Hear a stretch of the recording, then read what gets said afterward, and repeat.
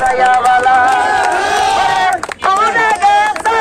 নয়নের মনি